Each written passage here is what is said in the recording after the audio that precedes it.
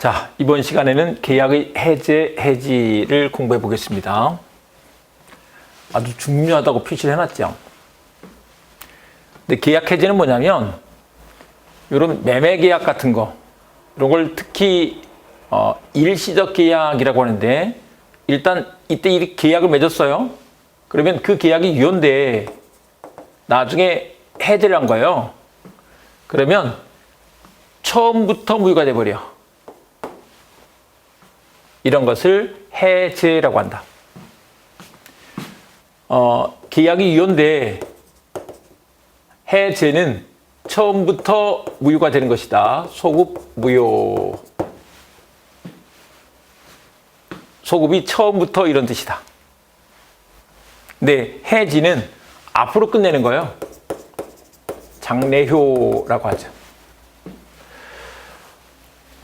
요거는 예를 들면 이제 임대차 계약 같은 거예요. 보세요.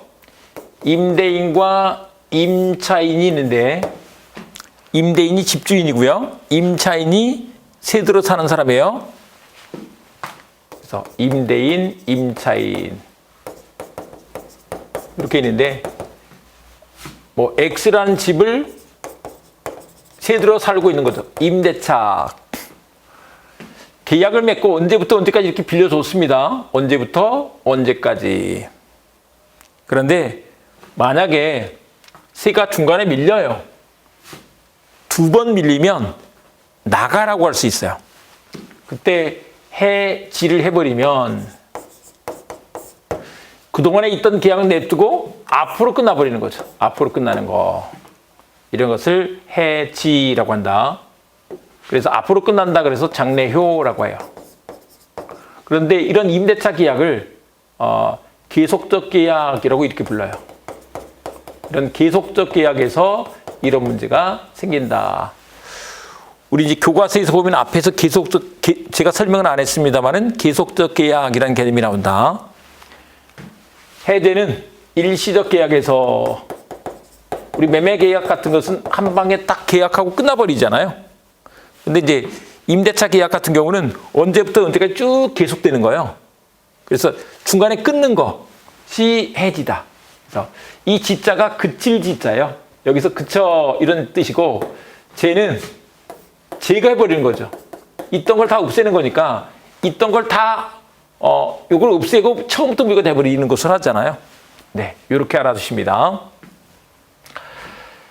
그런데 이제 우리 이걸 한번 봐보시면 예를 들면 이거 한번 봐보세요.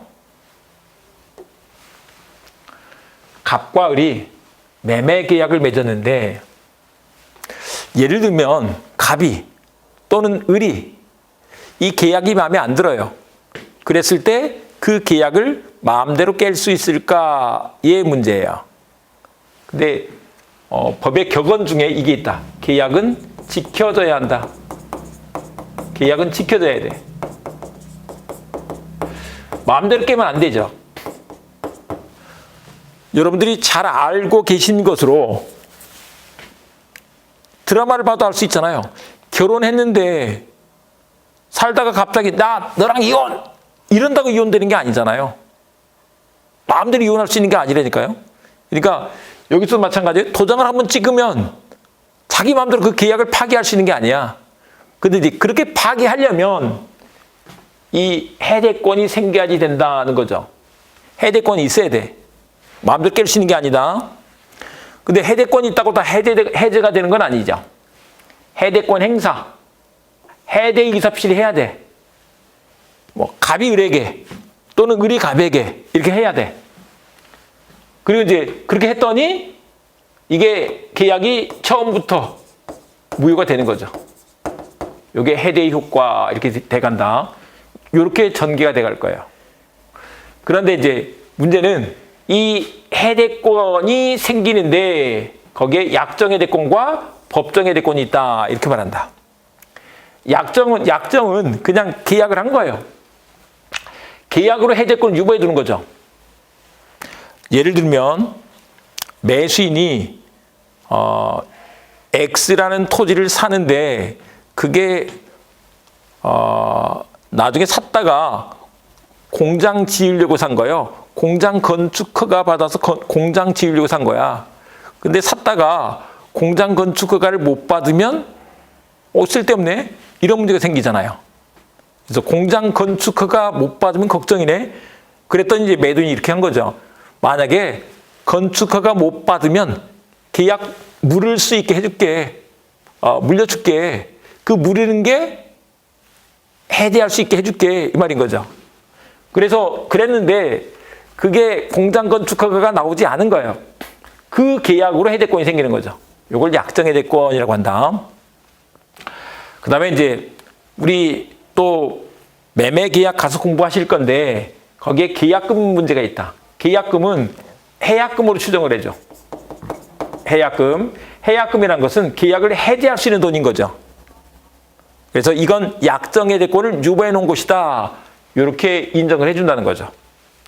근데 이제 그거 말고 법률 규정에 의한 해제권이 있는데 법정 해제권이 있다. 이 법정 해제권이 우리 이제 계약 총칙편에서는 어떤 것이 인정되느냐? 채무불이행이 있을 때 인정을 해줘요. 기본적으로 채무불이행이 있을 때 인정해준다. 거기에 이행지체 이행불능, 또 불완전 이행 이런 것들이 있다. 일단 채무불이행 이렇게 좀 생각해 주시면 돼요. 채무불이행은 우리 계약을 해서 채무가 있으면 채무를 이행해야 될 건데 채무자의 귀책 사유로 그게 이행이 딜레이 되거나 이행이 불가능해지거나 이행불능 이랬을 때 채권자는 계약을 해제해서 깰 수도 있다. 그 계약을 깰 수도 있다. 이 말인 거죠. 그리고 계약 각칙에서 또 몇 군데 이렇게 써놨어요. 이건 뭐 외울 필요는 없어요. 이런 구조로 돼 있다. 그런데 해제권은 약정 해제권과 법정 해제권이 경합한다. 이렇게 말한다. 경합한다는 얘기는 이게 둘 다 생긴다. 이런 뜻이에요. 말이 좀 어려워요. 둘 다 생긴다. 예를 들면 우리 계약금을 주면 이제 중도금 주기 전까지 계약을 해제할 수 있는 권리를 유보해 준 건데 그래서 계약금 계약에 한 해제권이 생겨요. 그런데 만약에 중도금 날짜에 중도금을 안 주네? 그거 자체는 이행지체가 되죠. 이행지체가 돼서 이행지체로 인한 법정 해제권 이게 생길 수도 있는 거죠. 둘 다 생길 수 있다고. 네, 그 말인 것이다. 그런데 이제 여기서는 법정 해제를 중심으로 해서 먼저 한번 봐보겠다 이 말인 거죠. 근데 이제 이행지체 이 경우가 있는데 이행지체는요. 요게 이렇게 됩니다. 이행지체는 이행이 가능한데 그 이행이 딜레이 되고 있는 거예요. 딜레이 되고 있는 게 이행지체죠. 그렇기 때문에 이행지체일 때는 바로 계약 해제 이렇게 하지 않고 일단 기회를 줘요. 그래서 상당한 기간을 정해서 최고하고 그럼에도 이행을 하지 않을 때 이행 제공이 없을 때 그때 해제권이 생긴다는 것이다. 바로 해제하는 게 아니야. 일단 544조 조문 잠깐 한번 읽어보시겠습니다. 544조 조문 한번 읽어보시겠습니다. 시작.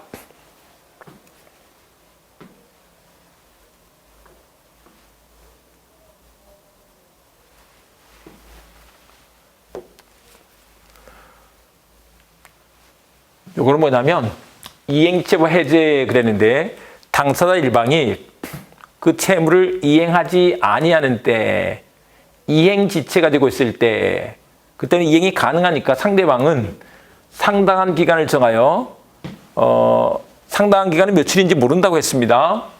그 이행을 최고하고 최고가 독촉이다 이렇게 했습니다. 독촉하는 거 빨리 주세요. 앞에서 우리 제3자를 위한 계약에서 최고는 받을 거예요, 말 거예요? 빨리 답해 주세요. 독촉을 하는 거죠. 여기는 빨리 주세요 라고 독촉을 하는 거야.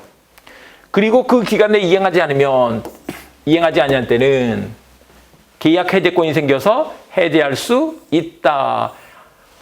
하여야 한다가 아니고 할 수 있다 이렇게 놨죠. 그러니까 이 말은 해제할 수도 있고 안 할 수도 있고 일단 해제할 수 있는 해제권이 생기는 거죠. 그러나 채무자가 미리 이행하지 아니할 의사를 표시한 경우에는 취고를 요하지 아니한다. 그 말이 이행거절을 해버렸어. 이행거절이 있으면 굳이 안 주겠다는 사람한테 취고를 할 필요가 없잖아요. 취고를 요하지 아니한다. 근데 한 가지, 채무를 이행하지 않을 때 이 해제권이 생기는데 부수적 채무불이행 가지고는 계약을 해제할 수 있는 것이 아니다. 바꾸면 주된 채무불이행이 있을 때 계약을 해제할 수 있다. 부수적 채무불이행 가지고는 계약 해제할 수 있는 것이 아니다. 근데 좀 이렇게 한번 생각해 보면 금방 또 이해가 돼요. 무슨 얘기냐면 우리 계약을 맺었다가 해제한다는 것은 그 계약을 깨는 거잖아요. 근데 우리 이렇게 이해해보면 금방 이해가 돼요. 아니, 채무불이행이 있으면 계약 해제할 수 있는 거 아니야? 부수적 채무불이행이 있어도 계약 해제할 수 있는 거 아니야? 이렇게 생각할 수 있는데 어떻게 생각해 보시면 되느냐면 봐보세요. 우리가 친구랑 사귀다가 나중에 어떻게 할 수 있어요? 절교할 수도 있죠. 어떨 때 절교를 해요? 그 절교하는 게 계약 해제예요. 절교하는 건 얘랑 도저히 친구할 수 없어. 그럴 때 절교하는 거잖아요. 도저히 할 수 없어. 그럴 때 절교한다니까요. 근데 그게 예를 들면 그 친구가 맨날 약속 시간에 5분 늦어. 친구가 약속 시간에 5분 늦는다고 절교하는 건 아니죠. 아니, 뭐 조금씩 늦을 수도 있죠. 그 성격인데 어떡해. 근데 이제 얘는 도저히 친구할 수 없어. 그럴 때 절교하는 거라고요. 약속 시간 5분 늦는 건 부수적 채무불이행이야. 야, 너 페널티로 오늘 밥 사. 이렇게 하면 되지. 절교할 것까지는 아니라고. 네. 그래서 부수적 채무불이행 가지고는 계약 해제할 수 있는 것이 아니다. 이렇게 말한다. 545점 좀 두고요. 그런데 이행 지체로 인한 해제권 발생 요건 이렇게 했는데 이행 지체가 돼야 요게 우리 계약 해제권이 생길 거 아니에요. 근데 이행치가 되려면 이제 이런 거예요. 아까 우리 동시행의 항변권에서 공부를 했는데 만약에 잔금 안 주는 게 이행치가 되려면 매도인은 어떻게 해야 돼요? 매수인이 잔금 안 주는 게 이행치가 되려면 매도인이 이행 제공을 했어야지. 이행 제공을 해야 그 잔금 안 주는 게 이행치가 된다고. 서로 같이 이행을 안 해버렸다. 그러면 이행 지치가 안 된다고 했잖아요. 동시행의 항변권의 효과로서 지상 X 그랬잖아요. 이행치가 안 돼. 상계할 수 없어. 그랬잖아요. 네. 그래서 이행치가 되게 하려면 쌍무계약에서는 내가 이행 제공을 했어야 돼. 물론 그 이행치가 되려면 귀책 사유가 있어야 돼. 귀책 사유는 고의과실을 말한다. 고의과실로 이행치를 했을 때 그렇게 된다. 그런데 바로 해제권이 생기는 것이 아니고 상당한 기간을 정해서 취고를 했는데 그때 이행하지 않을 때. 그런데 취고가 필요 없는 경우도 있다는 거예요. 그게 언제냐? 미리 이행거절 해버렸을 때. 미리 이행거절 하는 것은 그쪽에서 안 주겠다는데 뭐하러 취고를 해요? 할 필요가 없지. 그리고 또 한 가지가 뭐냐? 정기행위라는 거야. 정기행위. 근데 정기행위가 뭘까?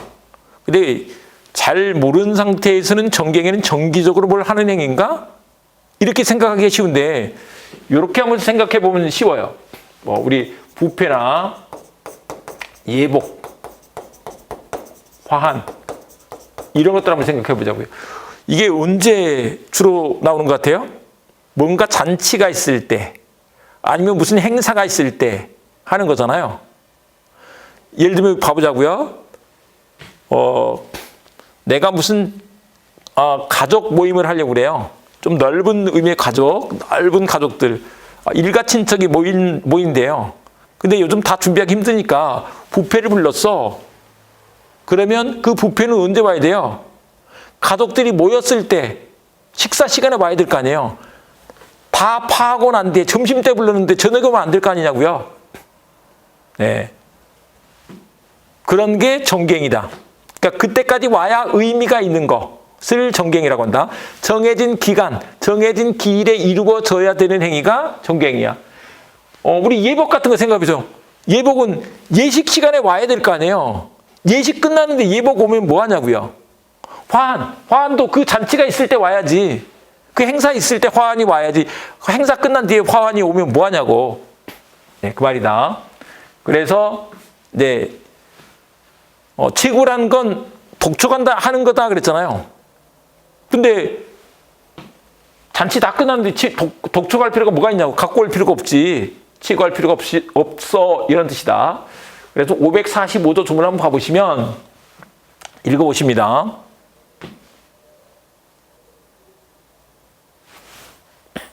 그래서 보시면 계약의 성질 또는 당사자의 의사표시에 의하여 일정한 시일 또는 일정한 기간 내에 이행하지 아니하면 계약의 목적을 달성할 수 없을 경우를 정기행위다 이렇게 본다고.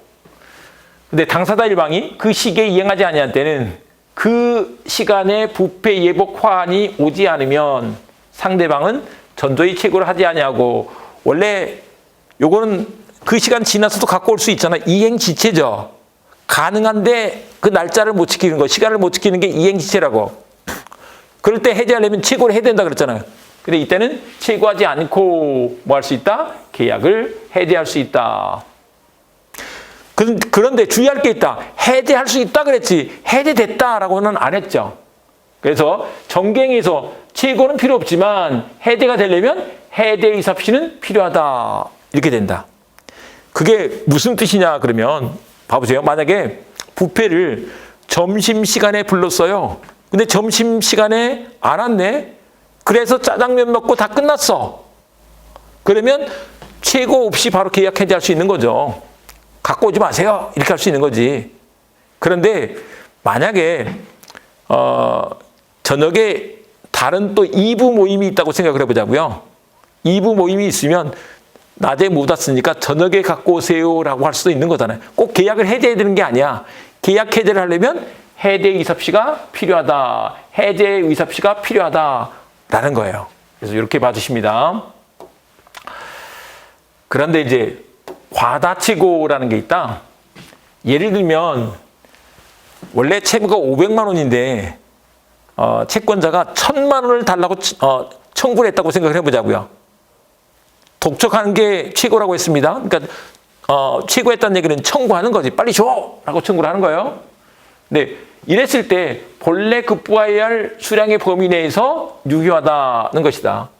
그런데 과다한 정도가 현저하고 채권자가 청구한 금액을 증거하지 않으면 수령하지 않을 것이라는 의사가 분명할 때 그때는 아예 그 채무에 대한 채고다라고 볼 수가 없다는 거죠. 그래서 이러한 채고에 찾아본 계약 해제는 효력이 없다. 채고 없었다. 이렇게 볼 수 있다 이 말인 거죠. 네, 이렇게 해두시고 그 다음에 이행불능의 경우. 이행불능은 지난 시간에 우리가 이제 위험부담이랑 계약체결상 과실책임이랑 공부하면서 봤는데 다시 한번 보자면 이 얘기다. 이렇게 했습니다. 우리 갑과 을이 X 매매 계약을 맺었는데 이 X가 불능이 됐어. 근데 그 불능이 된 시점을 기준으로 해서 원시적 불능일 때는 계약 체결상 과실책임 문제, 원무과. 근데 이제 후발적 불능이 됐을 때는 계약이 무효가 되는 건 아닌데 이때 채무자의 귀책 사유 여부에 따라서 여기에 뭐 돈을 10억에 매매 계약을 맺었다라고 보자고요. 그런데 우리가 또 이건 총칙에서 공부하겠지만 금전 채무에서는 불능이라는 게 없다. 여러분들한테 돈이 없다고 해서 지금 돈이 없다고 해서 이행불능이다라고 하지 않는다. 이 불능이 된다는 것은 확실히 불능해야 돼. 확정적, 종국적 불능해야 돼. 그래서 지금은 안 되지만 나중에 될 수 있어. 그런 건 불능이 아니에요. 근데 여러분들은 가능성이 무궁무진하잖아요. 그래서 불능이다라고 하지 않는다. 좀 더 극단적으로 얘기하자면 가다가 로또가 당첨이 될 수도 있잖아요. 로또가 당첨이 돼서 갚을 수도 있는 거 아니야? 불능이 아니다. 그래서 여기서 불능은 여기서 X만 불능이 돼. 그래서 이제 보셨다시피 매도인, 매수인 그럴 때 이때 불능이 나온다는 얘기는 매도인이 채무자다 이런 뜻이라고. 이걸 이제 어저께 공부했습니다. 근데 그 불능이 되는데 채무자의 귀책 사유 여부에 따라서 채무자의 귀책 사유가 있으면 채무 불이행으로서 이행 불능 문제가 된다. 이렇게 했었죠. 채무 불이행으로서 이행 불능 문제가 되고 채무자의 귀책 사유가 없어. 그럴 때는 위험 부담 문제가 된다라고 이렇게 했었죠. 위험 부담 문제가 된다. 그래서 이제 채무자의 귀책 사유가 있는 경우예요. 그러니까 이건 후발적 불능이면서 채무자의 귀책 사유가 있는 경우다. 그러면 이제 그때 그 효과로서 우리 채무불이행의 공통 효과가 손해배상청구권, 계약해제권 이런 것이라고 그리고 대상청구권 이런 게 인정되는데 이때 이 손해배상이 원래 이행지체 같은 경우는 원래 채무를 이행하면서 늦은 거에 대한 배상을 해요. 그런 걸 지연배상이라고 해요. 지연배상금 이렇게 말을 해요. 그런데 이제 채무불이행에서는 원래 채무가 이행이 불가능하니까 그거 대신에 다른 손해배상을 해. 그런 것을 전보배상이라고 이렇게 말한다. 전보배상 청구권이 인정된다. 이 전자가 채울 전자예요. 보충할 때 보자고요. 전보배상 청구권. 그래서 이제 전해대 이렇게 외울 거예요. 그 중에 이제 여기서는 이제 해제권 문제인 거죠. 됐죠? 요걸 미리 전제해두고 갑니다.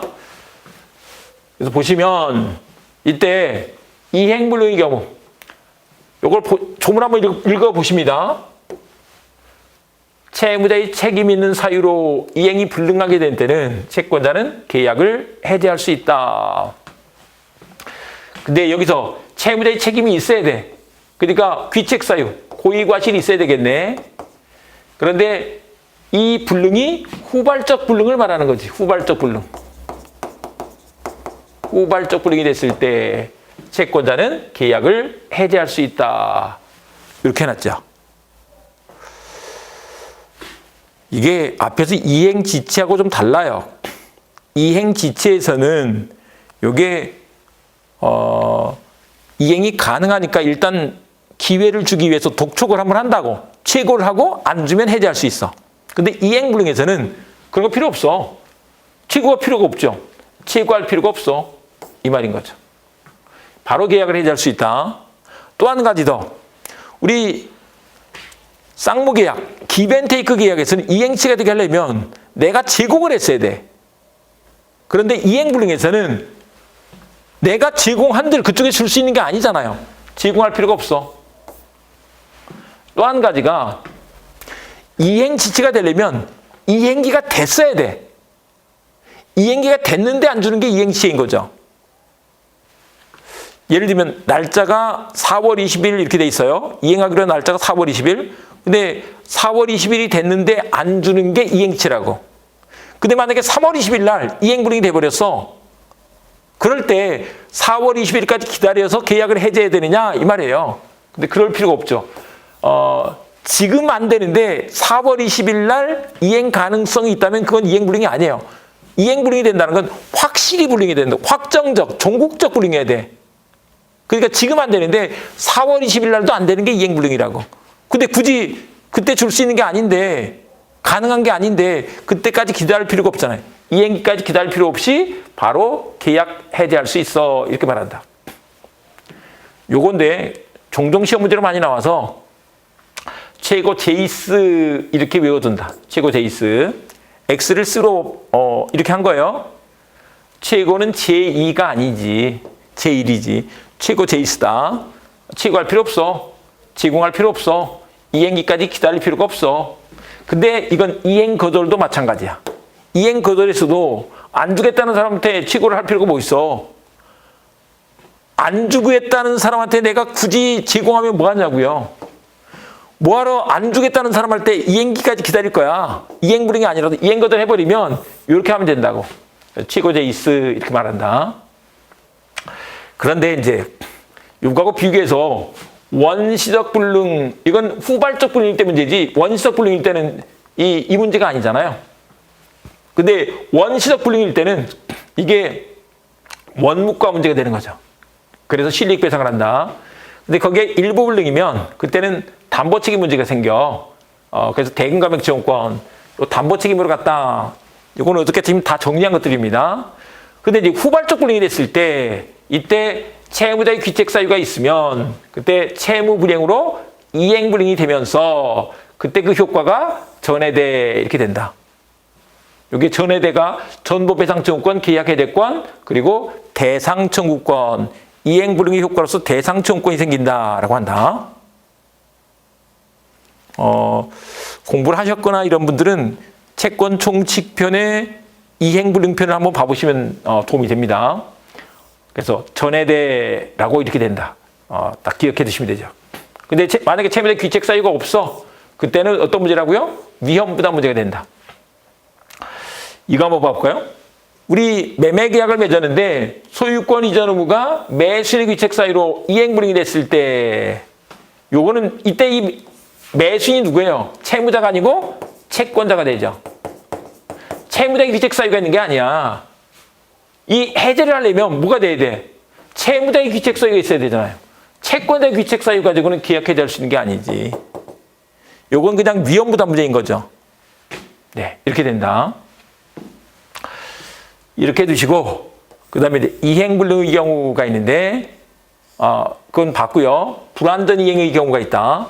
이 불완전 이행 요거는 뭐냐면 이행이 완전하지 않게 된 거예요.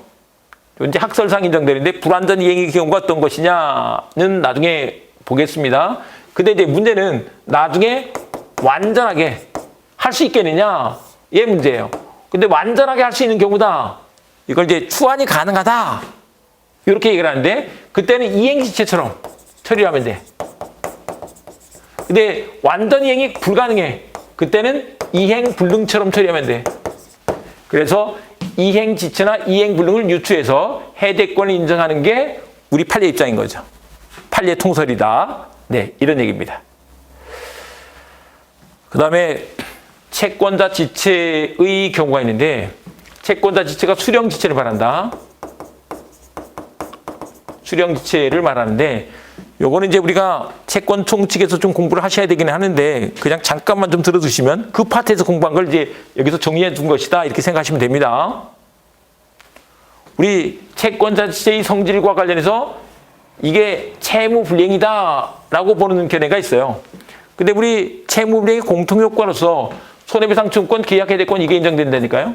그래서 여기서 계약해대권 인정된다 이렇게 하는데 우리 판례는 법정 책임설 채권자는 무슨 이 채무가 있는 게 아니다.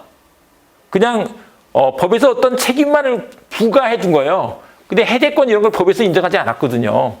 그래서 인정되지 않는다라고 했다. 요게 판례가 최근에 나온 거예요. 학설적으로 많이 논의가 됐으면 최근에 나왔어. 그러니까 판례에 나온 것들은 또 시험 문제로 나오게 되죠. 시험 문제는요. 전원합의치 판결이라든지 이런 것들은 기존의 입장을 막 변경한 것이기 때문에 굉장히 중요한 문제다. 이렇게 알아두셔야 되고요. 그 다음에 또 한 가지가 최근에 뭔가 이 판례가 막 나왔어. 그러면 요것들을 관심을 갖고 이 문제를 낼 수도 있겠네. 이렇게 생각하셔야 된다. 그래서 이건 또 최근에 우리 판례가 정리한 것이기 때문에 우리 판례에서는 이런 걸 인정하지 않는다. 이렇게 알아두시면 된다. 그 다음에 사정 변경의 원칙에 의한 해제권 발생 이렇게 해놨는데 요거는 사정 변경의 원칙은 나중에 좀 더 자세히 말씀드리도록 하고요. 민법 총칙 시간에 이건 공부를 할 거예요. 그래서 거기서 자세히 보시는데 뭐냐면 예를 들면 봐보세요. 어떤 이런 기초 위에서 계약을 맺은 거예요. 계약을 맺었는데 나중에 사정이 이렇게 바뀌어. 또는 이렇게 바뀌어. 그러면 그 계약 내용을 이렇게 바꾼 대로 수정합시다. 라고 하는 게 사정 변경의 원칙이야. 예를 들면 우리 임대차 계약을 맺었는데 다른 집들은 막 다 세가 올라가네. 그러면 올려주세요. 아니면 이제 임차인 입장에서는 막 세가 막 다 내려가네. 깎아주세요. 이렇게 할 수도 있다. 그런 게 이제 법에 규정돼 있어요. 차임 증감 청구권 뭐 이런 식으로 규정이 돼 있다. 증액해달라, 감액해달라 청구할 수 있어. 근데 이제 그런 게 법조문에 없어도 이렇게 바꿀 수 있다는 거예요.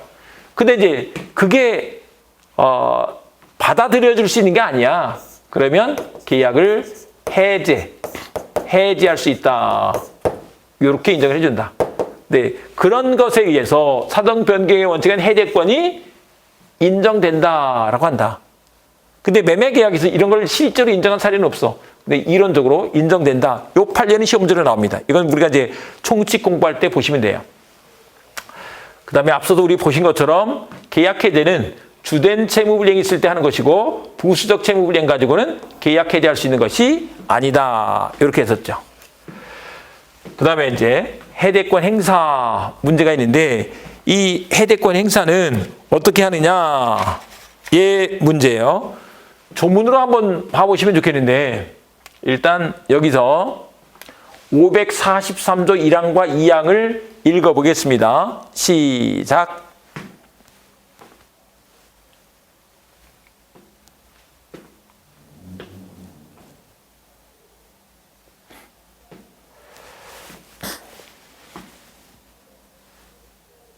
이게 뭐냐면 그러니까 갑과 을이 계약을 맺었는데 만약에 계약을 해지할 때는 상대방한테 해야 될 거 아니에요. 상대방에 대한 의사표시를 한다. 근데 일방적으로 하죠. 단독으로. 단독으로 하는데 상대방한테 하잖아요. 그래서 이런 것을 특히 상대방 있는 단독행위라고 한다. 의사표시를 혼자서 해. 상대방한테. 그래서 상대방 있는 단독행위라고 이렇게 말을 한다. 그런데 우리 이제 또 지난 시간에 공부했듯이 그게 의사표시가 상대방한테 도달하면 효력이 생기죠. 지금 이제 한번 어저께 나왔던 얘기가 도달주의 원칙 이런 게 나왔었잖아요. 또 나오잖아요. 계속 반복되니까 나중에 가면 진짜 쉬워진다. 근데 도달하면 구속력이 생긴다니까요.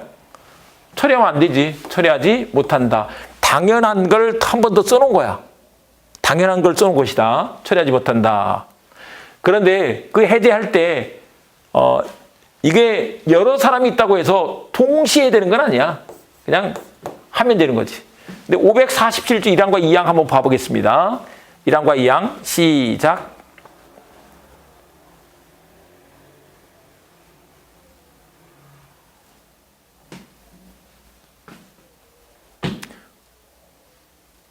이건 이 문제다. 갑을병이 정하고 무슨 계약을 맺었는데 이 말이에요. 그럴 때 이걸 해지할 때 어떻게 해야 되느냐 이 문제예요. 해지할 때 어떻게 해야 되느냐인데 해지할 때 전원이 다 해야 돼 이 말이에요. 누군 해지하고 누구는 안 하고 이러면 안 돼. 이걸 우리말로 하면 전원이 이런 뜻이에요. 전원이 다 해야 돼. 그리고 또 만약에 정이 갑을병한테 해제를 할 때 전원에 대하여 이 말은 전원에게 이런 뜻이에요. 전원에게 누구한테는 해제하고 누구한테는 안 하고 이러면 안 된다고. 이걸 불가분성이라고 이렇게 하죠. 해제의 불가분성이다. 나누면 안 돼. 가분이 아니야. 네. 그런데 할 때 동시에 되는 건 아니야. 뭐 순차적으로 해도 되는 거죠. 그리고 또 한 가지가 한 사람한테 해제권이 소멸해버렸어. 그러면 다른 사람한테도 같이 소멸해버려. 이 불가분성을 유지시키기 위해서. 그래서 1인 소멸, 다른 소멸 이렇게 되죠. 그래서 이렇게 기억을 해주십니다. 자, 이렇게 되고 그 다음에 이제 해제의 효과가 나와 있는데 해제의 효과 법 공부는 요 중간에 한번 말씀드릴게요. 이게 논리적으로 쭉 가는데 그 처음 공부하실 때는 그 논리를 체계를 세워놨잖아요. 그러면 그 체계를 내가 받아들여야 되는 거예요. 왜 그렇지? 그렇게 생각하시면 이제 이거는 공부를 제대로 못해요. 우리가 철학을 하는 게 아니고 이미 규범으로 딱 정해놓은 것들을 이렇게 하겠다라고 미리 정해놨다니까요. 그러니까 법 공부는 그냥 약간 수동적으로 이렇게 전개된다네 받아들이는 게 필요하다고요. 아셨죠? 그 논리를 해놓고 이제 나중에 좀 더 여러분들이 학자가 되셔서 내가 민법을 이렇게 하는 게 더 맞을 것 같아. 그때는 이제 학자가 되신 다음에 그렇게 하시면 되죠. 네, 됐습니다. 일단 해제 효과가 나와 있는데 갑과 을이 매매 계약을 맺었는데 계약을 해제했다는 거예요. 요 계약을 해제한 거죠. 해제를 하면 이 말이에요. 계약이 처음부터 무효가 됐어. 이걸 직접 효과설 이렇게 써놨는데 이제 나중에 공부하면 왜 이런 논의가 나왔느냐 그러면 예를 들면 우리 민법에서 계약을 취소하면 계약 맺은 법률행위 계약을 취소하면 처음부터 무효가 된다고 141조에 써놨어. 그러니까 한마디로 처음부터 소급해서 무효가 된다고 법조문에 써져 있다고요. 141조에 가면. 그런데 해대에서는 그런 말이 없어. 처음부터 무효다 이런 말이 없네. 근데 그걸 여러 가지 다른 것들 뭐 원상의 보호무가 있다든지 제3자 보호 규정이 있다든지 등등 해석해 보니까 요걸 전제로 한 것이구나 라고 해석을 한 거야. 그런 걸 직접 효과설이라고 한다고. 직접 효과설 이름이 중요한 건 아닙니다. 요걸 알면 되죠. 우리 판례와 학설이 이렇게 설명을 하고 있는 거야. 그래서 계약이 처음부터 무효가 되는데 참고로 이 해제권도 형성권이죠. 다시 한번 생각해 보세요. 왜 이게 형성권일까? 형성권은 일방적 의사표시로 그렇게 권리 변동이 돼버렸다니까 그 관계가 형성돼 버렸어. 앞서서 우리 지상물 매수청권, 지상물 매수 청구를 했더니 그냥 지상물에 대한 매매 계약이 없던 매매 계약이 이루어져 버렸네. 형성. 근데 해제는 유효인 계약이 아까 보신 것처럼 유효인 계약이 해제를 했더니 처음부터 무효로 바뀌어 버렸네요. 형성돼 버렸어. 취소권도 마찬가지야. 취소권도 형성권. 그래서 특성을 가지고 이제 이런 건 형성권이야. 권리를 효력에 따라서 분류를 해보면 지배권이 있고 청구권이 있고 형성권이 있고 항변권이 있다. 나중에 가면 이제 지청형항 이렇게 외울 건데 얘는 형성권이다. 아까 동시행위 항변권은 성질이 항변권이다. 이렇게 한다는 거죠. 일반적으로 우리 채권 같은 건 청구권이에요. 주세요 청구하는 거죠. 이렇게 된다. 근데 이렇게 계약을 해제해서 처음부터 무효가 됐는데 아직 이행하지 않고 있는데 그 사람이 해제해놓고 생각해보니까 받는 게 낫겠네. 빨리 줘! 라고 했을 때 그 계약을 위반한 당사자 이 사람도 이행 거절할 수 있다. 근데 이건 단순히 외우면 또 잘 안 되니까 해제한 뒤에 갑자기 그 사람이 태세 전환을 해가지고 내놓으세요! 라고 한단 말이에요. 그랬을 때 상대방 입장에서 뭐라고 하겠어요? 계약을 위반한 당사자, 채무자가 뭐라고 하겠어요? 네가 이미 해제했잖아. 당신이 이미 해제했잖아요. 해제해서 이미 무효가 됐잖아요. 근데 항상 우리 말을 한번 해버리고 나면 빼박이라고요. 철회할 수 없다니까. 찌가 한 마리 자기가 구속되는 거 아니에요. 그런 뜻인 거죠. 근데 이론적으로는 무효가 돼버렸어. 구속력이 없어. 그러니까 못 줘. 이렇게 할 수 있다. 이 말인 거죠. 그런데 이제 여기서 보면 계약 해제한 것은 요거예요. 요렇게 했는데 등기까지 만약에 넘겨준 경우다라고 생각을 해보자고요. 등기까지 넘겨줬어. 그래도 이 등기도 같이 무효가 돼버려. 그러면 이제 아직 병은 생각하지 않습니다. 을 명의로 등기가 돼 있어도 이게 계약이 해제되면 등기가 무효가 돼버리니까 소유권은 가부한테 돌아와 버려. 물권의 복귀 이렇게 말한다. 물권은 물건에 대한 권리다. 거기에 이제 소유권은 물건에 대한 권리니까 물권. 사람에 대한 권리는 채권. 사람한테 뭘 청구하는 권리가 채권인 거죠. 물건에 대한 권리야. 그래서 그 물권에 의해서 등기 말소하고 돌려달라 하는 물권적 청구권이 생긴다. 물권적 청구권도 인문 강의에서 다 말씀드렸습니다. 물권적 청구권 행사할 수 있어. 참고로 이 물권적 청구권은 소멸시효도 안 걸려. 소멸시효에도 안 걸린다. 이렇게 말한다.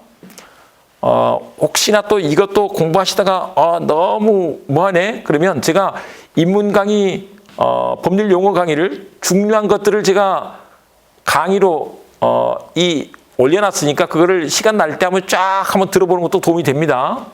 물권적 청구권 행사해서 돌려달라고 할 수 있어. 그런데 이제 문제는 이렇게 처음부터 무효가 돼버리면 을이 소유자가 아닌 거예요. 소유자가 아닌데 이미 매매로 사서 또 넘기는 걸 전매라고 한다고요? 이것도 매매야. 그리고 등기까지 넘겨줬어. 근데 아직 해제하기 전에 넘겨줬어도 나중에 갑이 해제를 해버리면 처음부터 무효가 되니까 처음부터 소유자가 아닌 거잖아요. 근데 소유자 아닌 사람이 소유권을 넘겨줄 수는 없지. 그럼 병은 소유권 취득 못하는 거야. 이게 기본 원칙이죠. 봐보세요. 내 것도 아닌데 어떻게 넘겨주냐고요. 만약에 다른 걸 갖고 와서 줬다라고 생각을 해보자고요. 말이 되냐고. 안 되지. 지 것도 아닌데 자기 거에야 넘겨줄 수 있지. 요걸 이제 처분행위는 처분권이 있어야 된다라고 말한다. 그래서 권리자가 아닌 무권리자가 처분행위를 하면 무효다. 이런 전제가 있어. 그러니까 어쨌거나 을이 소유자가 아닌데 병한테 소유권을 넘겨줄 수는 없지. 근데 이제 그렇게 되면 이 사람한테 등기가 돼 있는 걸 믿고 사왔는데 큰일 나겠네. 그래서 제3자 보호 규정을 둔다는 거예요. 제3자 보호 규정을 둔다. 그래서 이런 사람이 제3자가 되는데 제3자 보호 규정을 둬. 참고로 제3자 그랬는데 이 제3자는 당사자 아닌 사람을 말한다. 갑을이 당사자인데 그 당사자 아닌 사람을 뭐라고 한다고요? 제3자. 근데 여기서는 이제 일단 X 매매 계약을 기출해서 또 X에 대한 매매가 이루어진 그런 경우가 제3자가 된다. 그런데 한 가지 더. 여기서 제3자는 등기가 돼 있어야 돼. 등기가 안 돼 있으면 안 돼. 그래서 그 등기는 가등기라도 되는데 등기가 돼 있어야 돼. 동산 같으면 인도가 돼 있어야 돼. 참고로 매매 계약으로 부동산 매매 계약으로 소유권이 이전되려면 등기가 넘어가야 돼요. 근데 동산 매매 계약으로 소유권이 이전되려면 인도가 돼야 돼. 예를 들면 우리 시장에서 시장을 봤는데 그게 내 것이 되려면 돈 실은 것만 가지고 내 건 안 돼요. 그 물건을 넘겨받았어야지 내 것이 되는 거죠. 인도받았어야 소유자가 된다고. 근데 부동산 같으면 뭐라고요? 등기가 됐어야 돼. 이런 거예요. 그래서 완전한 권리를 취득한 자가 되는 것이다. 근데 이렇게 등기가 돼 있으면 다른 사람한테 대항을 할 수 있게 돼. 대항 요건을 갖췄다. 이렇게 말한다. 대항은 당사자 말고 다른 사람한테 자기 권리를 주장할 수 있는 것을 말하는 거예요. 대항할 수 있다. 주장할 수 있다. 이렇게 말한다. 그러니까 대항 요건을 갖춘 사람. 근데 채권자라도 대항 요건을 갖추면 제3자로서 보호를 해줘요. 네. 자, 됐고. 그런데 여기서 이 제3자와 관련해서 해제 전에는 선악 불문이다. 선의악이 불문이야. 이런 일이 있을 줄 알고 모르고 선의악이가 있을 수가 없지. 근데 해제 후에는 갑이 을한테 해제를 했는데 해제한 걸 알고 산 사람까지 보호해 주는 건 아니야. 해제한 걸 모르고 산 사람만 보호를 해준다는 거죠. 그래서 전후가 다르죠. 해제 전과 해제 후가 다르다. 이렇게 아주 이런 것들을 또 시험 문제로 내요. 네, 그래서 알아두신다. 그 외에 이제 법에 규정되어 있는 것들이 원상의 보무, 손해배상, 동시행 관계가 있다. 자, 요거를 조금 더 설명드리고 하자면 이제 이렇게 될 건데요.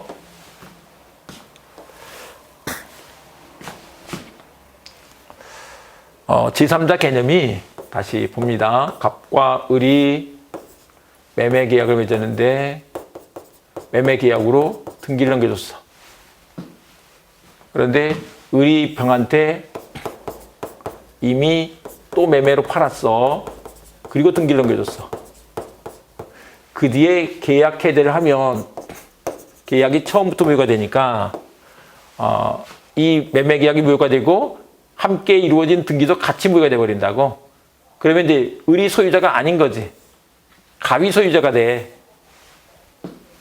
그러면 병은 논리가 이렇습니다. 소유자 아닌 사람한테 사가지고 소유권을 취득할 수는 없다니까요. 이게 기본 원칙인데 병이 소유자가 될 수는 없어.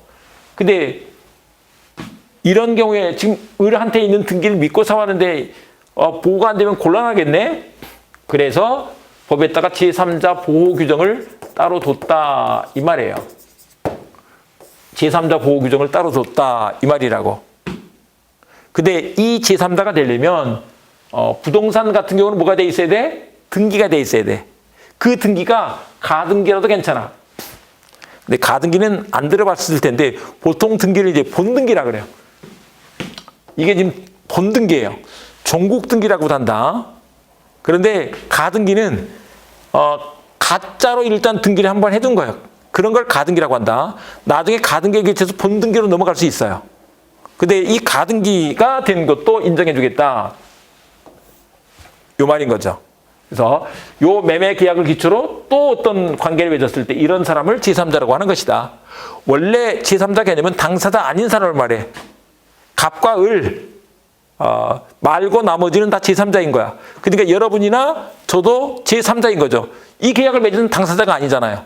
그런데 여기서는 요 사람 병만을 제3자라고 하는 거야. 이 매매 계약 기초에서 또 매매 계약이 이루어지고 게다가 나가서 뭐까지 했어야 돼? 등기까지 돼 있는 사람. 이런 사람을 제3자라고 좁혀준 거죠. 그런데 이때 이 제3자가 아직 해제가 있기 전에는 뭐 해제가 되고 안 되고에 대한 뭐 선이야기가 있을 수 없잖아요. 그래서 선악 불문 제3자가 되지만 해제 후에는 그 해제 사실을 모르는 제3자만 보호해 준다고. 그래서 이렇게 나눠져 있는 것을 봐두십니다. 참고로 여기서 잠깐 좀 보고 가시면 우리 민법 총칙에 가면 갑과 을이 이런 게 있어요. 어떤 채권자가 지금 갑이 채무자인데 지금 돈을 안 갚으니까 강제 집행을 하려고 해요. 근데 그거를 자기 명의로 부동산이 있는데 그거를 자기 명의로 갖고 있다가는 다 강제 집행 당하게 생겼어. 그래서 그 강제 집행 면탈을 위해서 가짜로 매매 계약을 맺은 거예요. 가장 매매 계약을 맺고 등기까지 넘겨줬어. 이런 경우가 있단 말이에요. 근데 이 가짜로 맺은 계약은 무효예요. 이런 걸 통정의 표시라고 하는데 무효야. 그러면 이 계약이 무효니까 등기도 같이 무효죠. 그러니까 을 명의로 등기가 있어도 소유권은 누구한테 있다? 갑한테 있다는 거죠. 그래서 갑은 계약이 무효니까 그걸 부당이득으로 돌려달라라고 청구할 수 있다. 뿐만 아니라 을 명의로 등기가 돼 있어도 소유권은 갑에게 있어. 그래서 그 소유권이란 물권에 의해서 등기 말소하고 돌려달라고 하는 청구권이 인정된다. 그런 게 물권적 청구권이다. 이렇게 된다고. 이런 게 있는 거예요. 그런데 이제 그러기 전에 을이 만약에 병한테 또 X를 매매로 팔아버렸어. 뭐 그래가지고 등기를 넘겨줬어. 이렇게 되면 여기서도 봐보세요. 을이 소유자가 아닌데 병이 소유권 취득할 수 있냐고. 근데 이런 경우에 병은 보호가 안 되는 게 맞아. 그런데 이제 이게 가장 매매인 줄 모르고 산 사람들이 있네. 그런 사람을 선의 제3자라고 한다. 선의 제3자 보호 규정이 있는 거지. 선의 제3자를 보호해준다. 여기서 제3자 개념 다시 말씀드립니다. 제3자를 위한 계약에서 제3자나 여기서 제3자나 어쨌거나 당사자 아닌 사람을 말한다고. 당사자 아닌 사람은 갑을 말고 나머지는 다 제3자인 거죠. 그런데 여기서 제3자는 여기서 병, 여기 이 병으로 좁히려고 하는 거야. 이 가장 매매의 기초에서 진짜 매매, 새로운 법률상 원인에 의해서 이해관계를 가진 사람을 제3자라고 한다고. 그때 그것을 모르는 사람, 선의 제3자를 보호해준다. 아까 여기서 봤더니 여기는 그냥 제3자인데 해제 후에는 선의 제3자 이렇게 했네. 조금씩 다르죠. 그리고 여기는 반드시 등기를 얘기했지만 여기는 꼭 등기 얘기는 안 해요. 어쨌거나 다른데 그런 다른 것들을 나중에 물어본다고요. 근데 이제 요거는 아직 우리가 요 파트는 공부를 안 했으니까 이걸 먼저 공부하고 이 파트 공부할 때 다시 한번 비교해 드리면 그 말이었구나. 더 자세히 알게 될 것입니다. 자, 이렇게 두시고 그래서 제3자인지를 한번 봐보시면 기억본에 이런 사람이죠. 해제된 매매계약의 매수로부터 목적물을 매수하여 부동산을 매수하여 소유권을 취득한 사람. 소유권을 취득했다는 얘기는 등기를 넘겨받았다. 이런 뜻이 지금 그 속에 포함되어 있는 거죠. 동산 같으면 인도받았다. 이런 뜻이 포함되어 있는 것이라고. 그 다음에 가등기를 마친 자도 제3자가 된다고. 그 다음에 해제된 계약에 의하여 채무자의 책임재산이 된 계약의 목적물을 가압류한 가압류 채권자. 이 부동산을 가압류하게 되면 그게 등기를 해주게 돼요. 등기를 해주게 되기 때문에 이건 그 말이 포함되어 있다. 한 가지 더, 대항 요건을 갖춘 임차인 그랬는데 이 제3자가 되는 사람은 기본적으로 물권자여야 돼. 물권적인 권리를 가진 사람이 돼. 근데 임차인은 채권자예요. 원칙적으로 안 돼. 그런데 대항 요건을 갖추고 있으면 이 사람이 물권처럼 돼서 보호가 된다고. 보호를 해준다. 임차권도, 부동산 임차권은 등기를 할 수가 있고요. 등기가 안 돼도 주택임대차 같은 경우는 인도받는다는 게 이사 들어간 거예요. 주민등록하고 살고 있으면 주인이 바뀌어도 다른 사람한테 자신의 임차권을 대항할 수 있다. 그 말을 주장할 수 있다라고 하는 거예요.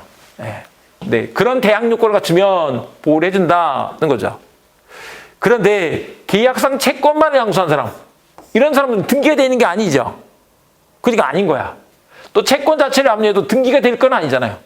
기준이 등기가 됐냐 안 됐냐 이런 것이다. 전부명령 이런 것들도 안 돼. 또 채권의 가압류 채권자 이런 사람들도 안 된다고. 그러니까 부동산을 가압류하면 제3자가 되지만 채권의 가압류 이런 것 가지고는 안 된다고. 근데 D급번 봐보세요. 토지를 매도하였다가 대금 지급을 받지 못하여 그 매매 계약을 해지한 경우 있어도 토지 위에 신축된 건물의 매수인, 이거 봐보세요. 토지 매도, 그런데 건물의 매수인 그랬네. 그러면 이 사람은 제3자가 될 수가 없는 거죠. 무슨 얘기냐 하면 이런 거예요. 우리 여기서 제3자 그랬을 때 뭐예요? 이렇게 X 매매가 있고 다시 X 매매가 된 뒤에 등기가 된 경우잖아요.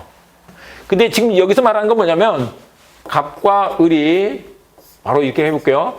토지 X 매매로 등기해 준 뒤에 근데 을이 거기다가 건물을 지어서 병한테 Y 건물을 매매한 거예요. 그런데 제3자가 되려면 뭐라고요? 거기서 XX가 돼야 된다니까? 근데 여기는 X하고 Y는 다른 거잖아요. 참고로 우리 민법에서는 토지와 건물을 별개 부동산으로 다룬다. 별개예요, 별개. 그래서 이 경우는 제3자가 될 수가 없다 이 말인 거죠. 제3자가 될 수가 없다. 됐죠? 그래서 이렇게 해두시고 그래서 그렇구나. 토지 그러다가 갑자기 건물로 갔어. 토지와 건물은 별개라고. 네, 그래서 그렇다. 그 다음에 이제 원상회복 의무가 나와 있는데 요거는 좀 두고요. 여기서 한번 봐보겠습니다. 우리 요런 논리인데 원래 채무불이행이 있으면 채권자에게 계약 해대권과 손해배상 지원권이 인정돼요. 근데 그 중에서 이제 계약 해대권을 중심으로 본 거야. 계약 해대를 하고 나면 요게 그걸 갖고 있는 게 정당하지 않잖아요. 그래서 부당이득반을 해줘야 돼. 그런데 거기서 나아가서 원상회복 의무다 이렇게 정해놓은 거예요. 근데 그 얘기가 뭐냐면 원래 우리 부당이득반을 할 때는요. 부당이득반하는 의무와 관련해서 이게 748조에서 선의와 악의자로 나눠서 선의자는 이익이 현존하는 것만 그걸 현존이익 이렇게 말한다. 현존이익반을 규정하는데 악의자는 이익이자 손해배상 이익에다가 이자를 더하고 손해가 있으면 배상하도록 이렇게 규정하고 있단 말이에요. 이익이자 손해배상 이렇게 돼 있어. 그런데 여기서는 원상회복 의무라고 이렇게 해놨단 말이에요. 근데 그 원상회복 의무는 뭐냐? 받은 걸 다 돌려주는 거야. 전부 반환이다. 그래서 거기 새끼 친 게 있으면 새끼까지 돌려줘야 돼. 돈 같은 경우는 이자를 더해서 주는 거죠. 이자가 새끼죠. 매매 계약을 맺으면 매수인은 계약금이나 중도금 같은 걸 줬단 말이에요. 그걸 돌려줘야 되는데 돌려줄 때는 뭐까지 해서 이자까지 더해서 돌려주라고. 그렇기 때문에 선의점이자라고 할지라도 과실취권원 이런 게 인정되는 게 아니다. 이 이자가 지연이자는 아니야. 지연이자면 소송을 제기한 이후에는 이자율이 연 2할로 올라가는데 그런 게 아니다. 참고로 이제 이것도 채권 총칙에서 공부하셔야 되는데 우리 이자율은요. 약정에 따라서 뭐 연 2%, 연 3% 이런 게 있잖아요. 근데 이제 법정 이자는 그걸 약정을 안 하면 법에서 법정 이자율이 있는데 연 5%가 돼요. 근데 만약에 어떤 금전채무에서 빨리 안 주면 그걸 빨리 해결하도록 하기 위해서 소송 촉진 등에 관한 특례법이라는 게 있다. 그걸 줄여서 소촉법이라고 하는데 그때부터는 연 2할로 높여버려. 완전 너무 세죠. 그런데 그건 지연이자일 때 그렇다고. 근데 여기는 그냥 이자 문제잖아요. 지연이자가 아니잖아요. 지연이자는 이자가 아니다. 지연이자는 성질이 손해배상이에요. 손해배상. 근데 이것도 나중에 말씀드리도록 하겠습니다. 그래서 연 2할로 드릴 게 아니다. 그 다음에 이제 감가비 상당까지 반환할 건 아니야. 그건 두고요. 과실상계라는 게 있는데 과실상계도 우리 채권 총칙에 가셔서 공부를 해야 돼요. 원래 과실상계는 언제 하는 거냐면 손해배상할 때 하는 거예요. 지금 이건 손해배상이 아니죠. 그냥 원상회복 의무 문제잖아요. 그래서 과실상계 문제가 안 나와. 과실상계는 언제 나온다고요? 이 손해배상할 때 나온다고.